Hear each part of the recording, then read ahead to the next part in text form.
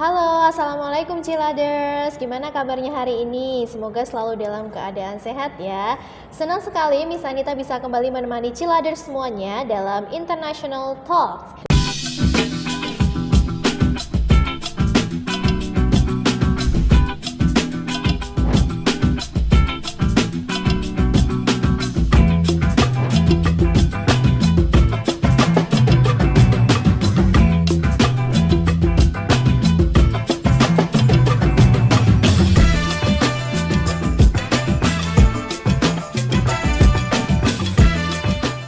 Akan membahas tentang bahasa dan budaya internasional dengan narasumber yang sudah hadir di studio. Nah, siapa sih bintang tamu kita pada hari ini? Kita sudah kedatangan salah satu teman nih, mahasiswa internasional yang berasal dari Rusia. Siapa dia? Ini dia punya nama Indonesia nih, Ciladers, namanya adalah Mas Ivan. Halo Mas Ivan, apa kabar? Halo, terima kasih, saya baik saja. Bagaimana dengan Anda? Alhamdulillah, kabar saya baik juga. So, we are going to talk in English, right? Okay. So, because we hope that by talking in English, it can also help our audience to understand about listening in English. Jadi nanti kita akan ngomongnya mix ya, Indonesia and English ya teman-teman ya. Kita akan mengulik nih informasi tentang Mas Ivan ini, siapa sih beliau dan juga tentang negara beliau, dan juga nanti kita akan membahas tentang pengalaman beliau selama tinggal di Indonesia dan juga pengalamannya belajar bahasa Indonesia.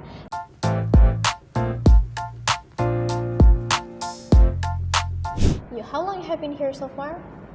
I think almost 2 years since I arrived here. Yeah. Okay, almost 2 years. But before you already came here, right? I had experience. I used to come for holidays. I see. So, could you please tell us about how do you know about Indonesia and what makes you come here? I think the story started quite a long time ago. When I was child, I just watched some program in Discovery Channel or National Geographic.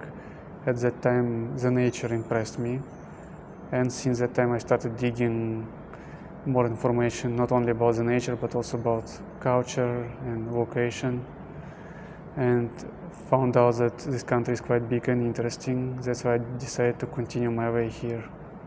Oh, so how old are you at that moment? Honestly, I cannot tell you because I don't even remember. I think it was even before I went to school. Oh, so it's like when you were still a toddler, right? A child, yeah, child. Okay, so you get to know Indonesia from a program? Yeah, it was just random TV program in the evening. TV program showing about Indonesian nature, and starting at that moment you were becoming more curious and digging more information about Indonesia, and then now you are here to like seeing what you were seeing when you were a child, right? Okay, how is it feel? Is it like fulfill your childhood imagination? I think it actually overcame because at that time I only could see it through the screen. Well, here when I arrived, especially Semarang, which is in quite green area, like central Java is so green, and I could see that it's not so difficult to go and to find jungle. And even one of the first impressions for me was, which you will never know until you come here, is the air is quite warm and more humid. So first days it took me some time to get used to it. I see. Okay. Like you are walking and you feel like you are walking through the cloud or sauna. Yeah, especially too different from my country. Yeah, because the weather is like fairly different. Like in Indonesia, it's very hot, and in Russia, most of the time like cold, right? Depends on season. Right now it's cold. Oke, nah menarik banget nih teman-teman. Jadi Mas Ivan ini mengenal Indonesia dari pengalaman masa kecilnya ketika dia masih anak-anak, bahkan sebelum sebelum SD dia melihat salah satu program TV yang menunjukkan alam Indonesia. Nah dari situlah Mas Ivan ini mulai tertarik tentang mengenal lebih Indonesia lebih jauh, dan akhirnya sampai saat ini beliau bisa mewujudkan mimpinya untuk datang langsung ke Indonesia dan melihat seperti apa yang dia lihat ketika masa kecil, walaupun mungkin perlu adaptasi terkait dengan cuaca yang awal-awal mungkin perlu waktu untuk bisa terbiasa ya dengan hal-hal yang ada di Indonesia.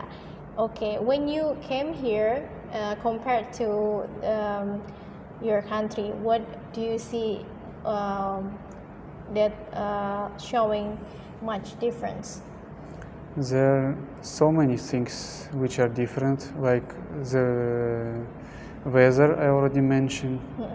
I also would like to mention the fact that Indonesia is located in so many different islands, from big ones to small ones. Like in my country, even though we have islands, but mostly the main part is the mainland on continent. So that's quite a new thing for me. And I used to live in big city at the time. It was not that usual for me to move around, for example, on ferry boat. While here, for some people, it's daily routine. Of course, culture, and it's so diverse and so different. And many different religions as well, and of course methods of communication, it's also important to mention. It's too different. In the beginning it was confusing me, especially the gestures, maybe. Yeah, also maybe because in Indonesia, like influence of Asian culture in general, people not that straight to the point. Like for example, if in my country we say directly, if for example person A asks something person B and person B cannot fulfill this request, person B say directly like sorry, no. While here, for example, you need to find a bit specific way to say no, or you need to find a bit specific way, well, maybe to understand, in my case, to understand when person say no or person say yes. Jadi banyak sekali ya, so many different things that you find in Indonesia compared to your country, especially about the weather, cuacanya, kemudian juga budaya komunikasinya yang berbeda ya, kemudian juga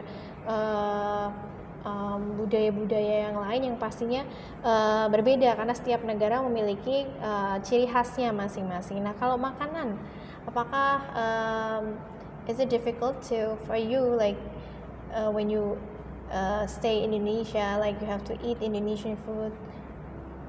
For me personally, it was not so difficult because I like Asian food, especially before Indonesian food. I used to try Japanese, Korean, Chinese, Indian as well.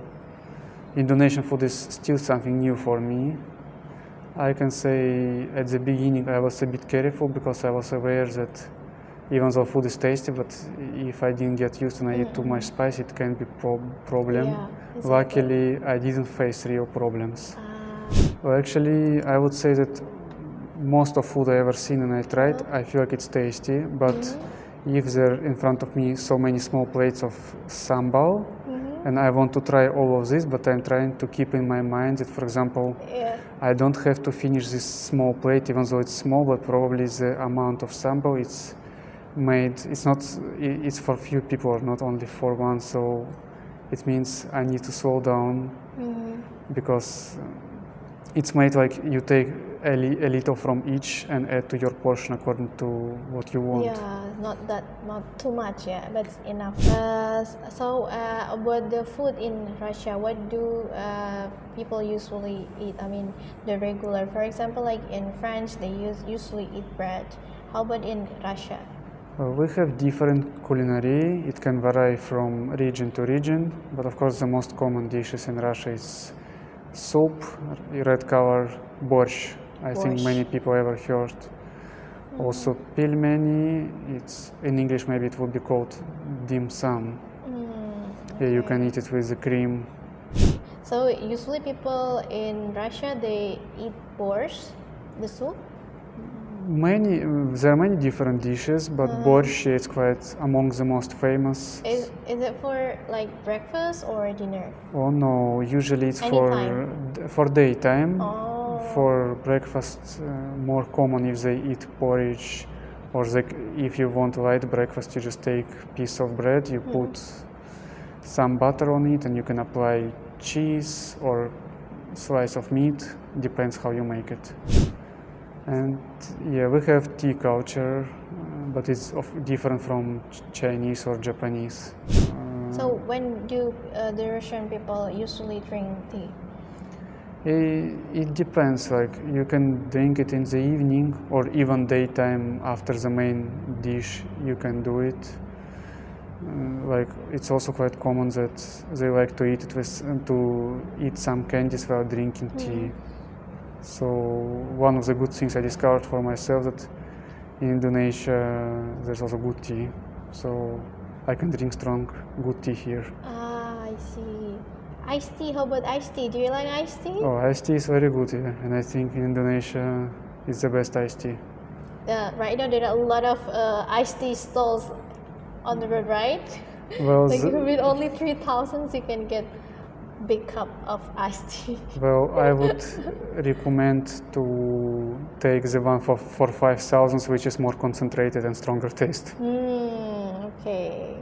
I see. Tadi ya tentang makanan ya teman-teman. Jadi memang budaya makanan setiap negara itu kan juga beda-beda. Salah satunya tadi di Rusia ada makanan khasnya, ada yang seperti sup warnanya merah ya. Tadi ya itu biasanya untuk makan siang ya kalau di Rusia ya. Kalau di Indonesia waktu awal-awal mungkin perlu beradaptasi karena ini ya mungkin banyak sekali variasi sambal di Indonesia. A lot of variation of sambals, but sometimes we want to eat all of them, but we need to keep in mind that my stomach is not too strong for that. Sometimes people really concerned about it. Okay. When the first time you arrive here, do you experience like a culture shock or something that make you surprised? Cultural shock, I would say. It was not really shocked, but there were certain things like what I didn't know. For example, in Indonesia, at least in Java Island, it's quite common that people, when they greet each other, they smile. Or when you enter the shop, even cashier is smiling to you. Like in my culture, for example, people don't smile that much. It's not because people are unfriendly, but it's just because our culture is a bit different. So if someone doesn't smile to you, it doesn't mean that person is unfriendly. Yeah. And that's what was confusing me because, for example, when I went to money changer, and I could see people smiling, which was for me like too much smiling. So I started thinking that probably something wrong happened. And then I count again the banknotes which I received, and I check the numbers written on the bill, and everything was fine. People keep watching me and smiling, and I couldn't understand what's going on. Like, I'm sorry for saying this, I was thinking first that probably cashier trying to cheat me, so I check again. And then I left without understanding what's going on because everything was okay. And after that, my local friends explained me that actually if people smiling to you, they just greet you. It's nothing unusual there. Okay, that's fun. That's quite a fun experience. I mean, jadi teman-teman karena budaya ini ya yang berbeda. Kalau di Indonesia kan banyak orang yang mungkin saling menyapa ya. So we greet people or we greet each other although we don't know the persons like by smiling. And also sometimes just say salam, assalamualaikum, and something like that. So it is the first of like some experience that you surprised when you came to Indonesia. Jadi itu ya teman-teman ya cukup lucu ya pengalamannya ya. Jadi karena orang-orang Eropa ini kan memang budayanya ini ya kalau tidak kenal tidak menyapa, tapi bukan berarti mereka itu tidak ramah begitu ya. Kalau di Indonesia kan setiap kita ke supermarket atau ke tempat-tempat publik yang mungkin bertemu banyak orang itu bisa dengan dengan rileks saling menyapa atau tersenyum. Nah, you have studied Indonesian language, right? So from your experience so far, what is the challenge? I would say whatever language you study, there's always going to be challenge. I'm not yet fluent in Indonesian language, but I can say it's relatively easy to learn it, especially grammar is not so complicated. Also, I see that there is no cases and gender.